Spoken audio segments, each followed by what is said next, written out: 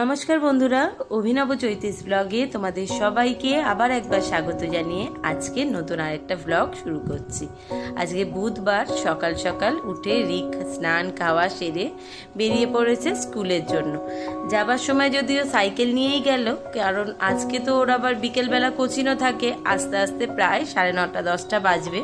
তো স্কুলেই সাইকেল রেখে ওখান থেকে বাসে করে হোক অটো করে হোক স্যারের বাড়ি যাবে। এদিকে আমরাও সকলে সকালের জলখাবার সেরে নিয়েছি। জলখাবারে একটু মুড়ি খাওয়া হয়েছে, আমি আর দাদা মুড়ি খেয়েছি আর মা খেয়েছে পাউরুটি।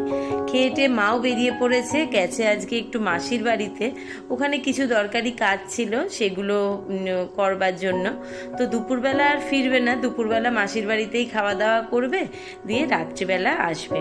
তো সেই জন্যে আমাদের দুজনের মতো অল্প অল্প করে সব রকম রান্নার আয়োজন করে নিয়েছি। আজকে দাদার সকাল সকাল বাজার হয়ে গেছে, আর বাজার থেকে ঢ্যাঁড়স, পটল, মাছ সব রকমই এনেছে। তো কি রান্না করব চিন্তা করতে করতে এই যে দেখো, আজকে বাজার থেকে দারুণ সুন্দর বড় বড় পেয়েছিল বাটা মাছ। আর এই বাটা মাছের ঝাল খেতে মোটামুটি সকলেই ভীষণ ভালোবাসে। আমার তো আবার ডালের সঙ্গে এই বাটা মাছ ভাজা খেতেও দারুণ ভালো লাগে।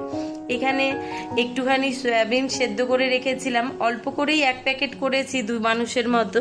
তো সয়াবিনের তরকারির একটুখানি পেঁয়াজ রসুন ডুমো ডুমো করে পেঁয়াজ কেটে রেখেছি, আর ওখানে ঢ্যাঁড়স আলু পেঁয়াজ দিয়ে তরকারি করব, তার জন্য একটু পাতলা পাতলা ঝিরিঝিরি করে এমনি পেঁয়াজ কেটে রেখেছি। আর এখানে কড়াতে বেশ খানিকটা তেল বসিয়ে দিয়েছি গরমের জন্য।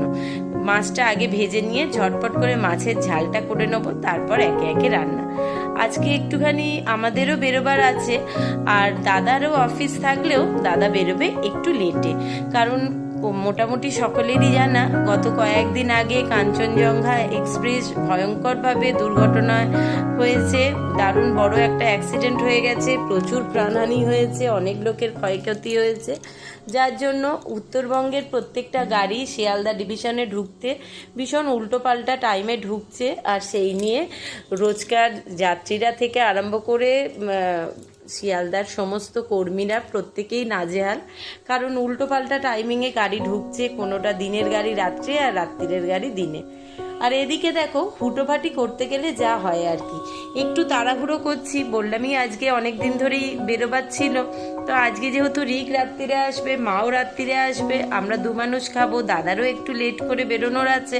তো হুটোপাটি করে কাজ করতে করতে বাসনটা গোছাচ্ছিলাম, মাছটা ভাজা বসিয়ে দিয়ে, আর হাত ফসকে এই যে এই কাপেরই একটা জুড়ি পড়ে দুম করে গেল ভেঙে, আর কাজ বাড়া হলো। আর কি করা যাবে, এই কাপটা 6টা সেট ছিল, ভাঙতে ভাঙতে এই একটিতে এসে টিকেছে। এদিকে কথা বলতে বলতে মাছগুলোও ভাজা হয়ে গেছে, আর মাছের জন্য পোস্ত 2 রকম সর্ষে লবণ দিয়ে পেস্ট করে রেখেছিলাম, সেটাও ঝাল করে নাবিয়ে রেখেছি। আর একটুখানি পটলের সঙ্গে দেখি আজকে বাজার থেকে 3-4 ডাল ধনে পাতা পেয়েছে, সেটাও মাছের ঝালে একটু দিয়ে নাবিয়েছি। এখানে ঢ্যাঁড়স আলুর তরকারিটা করব বলে আলু ভাজা বসিয়ে দিয়েছি, পেঁয়াজ তো কাটাই আছে। এরপর ঢ্যাঁড়স আলুর তরকারিটা বসিয়ে তারপর হবে সয়াবিন। তো যেটা বলছিলাম, কয়েকদিন ধরেই রিকের বইগুলো এবার কিনতে যেতে হবে, 12-এর স্কুল থেকে বুক লিস্ট দিয়ে দিয়েছিল। তো চিন্তা ভাবনা করছিলাম, দাদা অন্যদিন 12টা 12:30 2টো 2:30টার মধ্যে বেরোলেও আজকে দাদার গাড়ি পেতে পেতে 4টে 4:30 বাজবে, একটু লেটে বেরোবে, যার জন্য তো ভাবলাম তাড়াতাড়ি করে রান্নাবাড়া করে খাওয়া দাওয়া করে 2 মানুষ বেরোবো, একসঙ্গে যাব কলেজ স্ট্রিটে। রিকের স্কুলের বই খাতা যা জিনিসপত্র লাগবে সেগুলো কিনে নিয়ে আমি বাড়ি ফিরে আসবো, আর দাদা ওখান থেকে চলে যাবে অফিসে। কলেজ স্ট্রিট থেকে শিয়ালদা যেতেও সুবিধা, ওদিক থেকে ওর সুবিধা হবে। তো আমি এদিক থেকে চলে আসবো, সেরকমই চিন্তা ভাবনা করে সকাল থেকে একদম জোর কদমে হুটোপাটি করে কাজকর্ম শুরু করে দিয়েছি। আর ওই সর্ষে পোস্তর এই যে পেস্টটা ছিল তার থেকে অল্প একটু রেখেছিলাম, সেটাই ঢ্যাঁড়স আলুর তরকারিতে দিয়ে একটু নাড়াচাড়া করে নাবিয়ে নিলাম। তাতে ঢ্যাঁড়স আলু পেঁয়াজ দিয়ে তরকারির খাবার টেস্টটাও বাড়ে, যদি এতে চিংড়ি মাছ পড়লে টেস্টটা আরও ভালো হয়। দাদা বলেও ছিল চিংড়ি মাছের কথা, কিন্তু যেহেতু আজকে বেরোবার আছে, এমনি মারাত্মক হুটোপাটি লেগে রয়েছে কাজে, আর চিংড়ি মাছ ছাড়াতে বাঁচতেও সময় লাগবে, তাই বারণ করেছি। তাই কাজ তাড়াতাড়ি করতে গিয়ে কাপটা পড়ে গেল দুম করে ভেঙে। এদিকে সয়াবিন আলুটাকেও একটু তেলে ভেজে রেখেছিলাম, আর মশলা কষিয়ে নিয়ে ঝটপট করে তরকারি করে নিচ্ছি। মোটামুটি অন্যান্য সবই রান্না হয়ে গেছে, এই তরকারিটা নামিয়েই একসঙ্গে দুজনে খাওয়া দাওয়াটা সেরে নেবো। দিয়েই ঝটপট করে বেরোতে হবে। দাদা একদম টাইম দিয়েই দিয়েছে, যেমন করেই হোক 2টো থেকে 2:30টার মধ্যে বেরোনোর জন্য। এখানে সমস্ত রান্না কমপ্লিট, সোয়াবিনটাও হয়ে গেছে, ওটা নামিয়ে নিয়ে চলো দুজনে খাওয়া দাওয়াটা আগে সেরে নিই।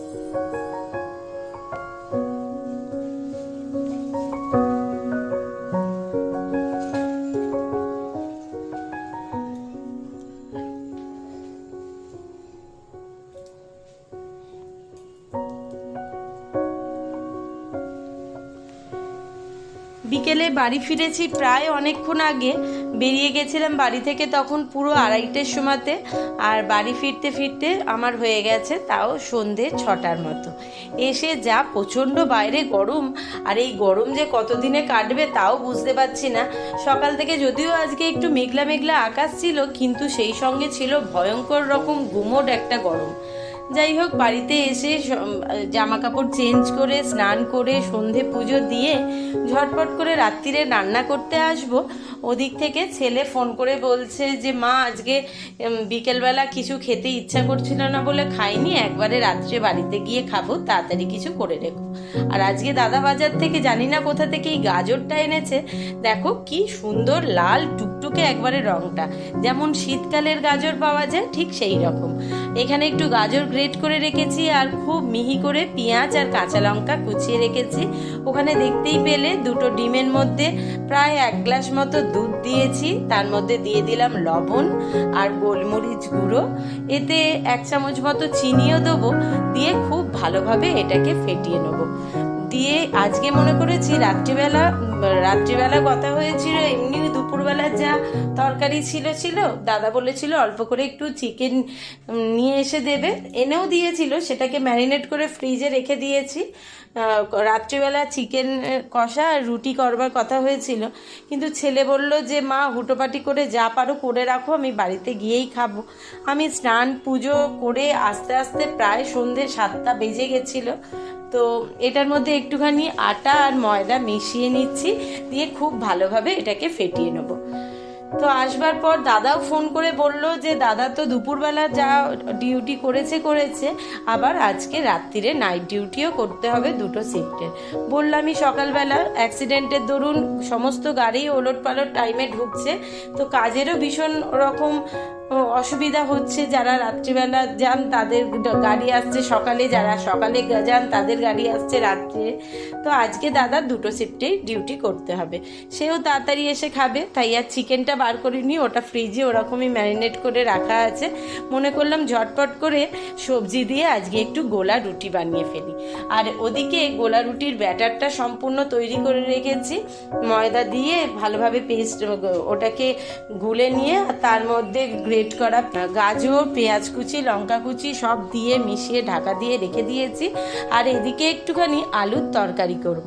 একটু কালো জিরে আর কাঁচা লঙ্কা ফোড়ন দিয়ে আলুগুলো দিয়ে তার মধ্যে টমেটো, লবণ, একটু সামান্য গুঁড়ো লঙ্কা, একটু সামান্য হলুদ গুঁড়ো আর হিং দিয়ে ভালোভাবে নাড়াচাড়া করে আর জল ঢেলে দিলাম। এটা আস্তে আস্তে একদিকে ফুটতে থাক, ততক্ষণে অন্যদিকে গোলা রুটিগুলো বানিয়ে নেব। কারণ দাদা বলেছে বাড়িতে আসবার যদিও সময় ছিল না, বলেছিল ওখান থেকেই রাত্রিবেলা কিছু একটা কিনে খাওয়া দাওয়া করে নেবে। তো ভাবলাম সেই সকালবেলা মানে দুপুরবেলা বেরিয়েছে, স্নানও হয়নি, আর সারাদিন এক নাগারে এরমভাবে আছো যখন, একবার বরং বাড়িতে এসে স্নান করে জামা কাপড় বদলে অল্প একটু খাওয়া দাওয়া করে নিয়ে যাবে। তো তাতে সেও রাজি হয়ে গেল। আর এদিকে ঝটপট করে এবার গোলা রুটিগুলো মানে তৈরি করে নেওয়ার পালা। খুব সামান্য অল্প করে একটু কড়ায় তেল দিয়ে ভালোভাবে সারা কড়ার গাটাতে বুলিয়ে দিয়েছি, আর 1 হাতা করে ব্যাটার ঢেলে একটু হাতায় করেই ছড়িয়ে এটাকে বড় করে নিলাম। কারণ গোলা রুটি হোক বা পাটিসাপটা, সরু চাকলি, এগুলো একটু পাতলা খেতেই ভালো লাগে, বেশি মোটা হলে কিন্তু একেবারেই ভালো লাগে না। তো এক পিঠটা হয়ে যেতে আর এক পিঠটা উল্টে দিয়েছি, আর এক পিঠটাও সামান্য একটু গায়ে তেল ছড়িয়ে একটুখানি হতে টাইম দেবো।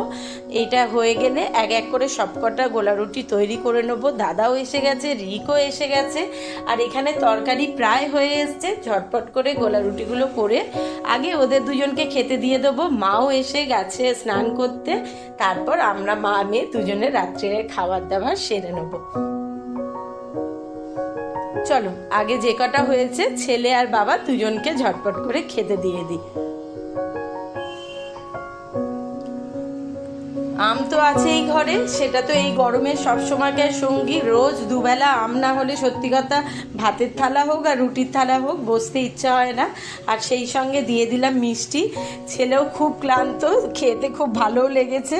তো ওদের দুজনের খাওয়া হয়ে গেছে, ওরা উঠে পড়েছে। এরপর আমি আর মা দুজনের খাবার দাবার নিয়ে বসে পড়েছি। দাদার সঙ্গে ভিডিওটা সেই সময় করবার সুযোগ পাইনি, কারণ খুব কম সময়ের জন্য সে বাড়িতে এসেছিল। স্নান করে খাওয়া দাওয়া করে আবার বেরিয়ে পড়েছে অফিসের জন্য। আর তারপর আমরাও মা মেয়ে দুজনের খাবার নিয়ে গুছিয়ে বসে পড়েছি। খাওয়া দাওয়া করে চতুর্দিক বন্ধ করে তারপর যাব ঘরে। মায়ের অবশ্য গোলা রুটিটা আজকে খেতে দারুণ ভালো লেগেছিল। এরই মধ্যে মাঝরাত্রে হঠাৎ করে লেগে গেল ভয়ঙ্কর আগুন। শুয়ে পড়েছিলাম ঘরে, চতুর্দিকে হই হই শুনতে পেয়ে দৌড়ে বাইরে বেরিয়ে এসে দেখি চতুর্দিকটা একদম কালো ধোঁয়ায় ভরে উঠেছে। যদিও বুঝতেই পারতাম না, যদি না আমার ফ্ল্যাটেরই ওপরের আর একটা ছেলেরই মানে রিকেরই বন্ধু, সে ফোন করে বলল তাড়াতাড়ি বাইরে বেরো, বাইরে ভয়ঙ্কর আগুন লেগেছে। সেই শুনে লাফিয়ে ঝাঁপিয়ে হুটোপাটি করে বেরিয়ে এসে দেখি শুধু বাইরে না, সেই ধোঁয়া ঘরের জানলা দরজা দিয়ে ঘরের ভেতরও ঢুকে পড়েছে। আর চতুর্দিকে রাত্রিরে ঘড়িতে এখন প্রায় 1:10-15 মতো বাজে।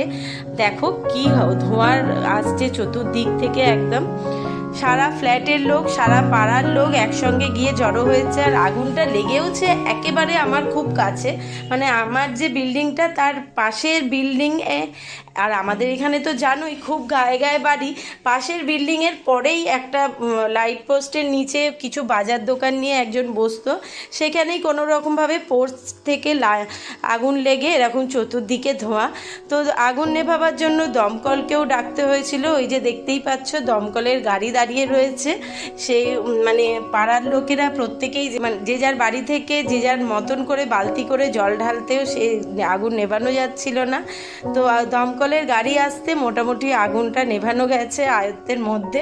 আর ওই দেখো একজনকে কিন্তু পুলিশের গাড়ি এসছে, তাকে তুলে নিয়ে জিপের ভেতরে পেছনে বসিয়ে রেখেছে। জানি না কি কারণ, সেটা সকালে দাদা আসলে পাড়া থেকে খোঁজ খবর পাবে। আর ওই দেখো সব পাড়ার মানে যত ফ্ল্যাটের লোক, পাড়ার লোক সবাই ভিড় করে এখন রাস্তায় নেমে পড়েছে, কেউই আর ঘরে নেই। এই রকম এক ভয়ঙ্কর আগুন লেগে গেছে মাঝরাত্রিরে। প্রত্যেকেরই ভয়, এত গায়ে গায়ে বাড়ি, কোত্থেকে কি হয় বলা যায় না। তো সেই কারণেই সবাই এখন মোটামুটি যখন দেখেছে আগুনটা আয়ত্তের মধ্যে এসে গেছে, নিভে গেছে, তো এখন যে যার ঘরে ফেরার পালা। সারাদিন বাদে সকলেরই এবার মানে খুবই ক্লান্তির শরীর, সকলেই চাইছে এবার একটুখানি ঘরে গিয়ে নিশ্চিন্তে শোবে। সেই সময় যদি এই রকম আগুন লেগে যায় তা কার আর ঘুম আসে বলো? সকলেই ঘুম মাথায় তুলে দৌড়ে এসে রাস্তায় দাঁড়িয়ে রয়েছে। পুলিশের জিপও এসেছিল, প্রচুর পুলিশ সবাইকে ওখান থেকে সরিয়ে জায়গা ফাঁকা করে আগুন নিভিয়ে এখন সমস্ত ব্যাপারটাই কন্ট্রোলে। এবার ওনারাও বুঝতে পারছি আগুন নিভে গেছে, ওই যে দমকলের গাড়িও বেরিয়ে যাচ্ছে। এনারাও মনে হচ্ছে একজনকে ধরেছে, তাকে নিয়ে তো এবার থানায় যাবে, তারপরের কথা জানা নেই। তো চলো আজকে অনেক রাত হলো, আজকের ব্লগটা এখানেই শেষ করছি। সবাইকে শুভরাত্রি জানিয়ে সকলে ভালো থেকো, সুস্থ থেকো। খুব শিগগিরই নতুন আর একটা ব্লগ নিয়ে ফিরে আসবো। ততক্ষণের জন্য টাটা। ভিডিওটা ভালো লাগলে অবশ্যই একটা লাইক করে দিও, কমেন্ট বক্সে তোমাদের মতামত জানিও, আর চ্যানেলটাকে সাবস্ক্রাইব আর ফলো করতে কিন্তু একদম ভুলো না।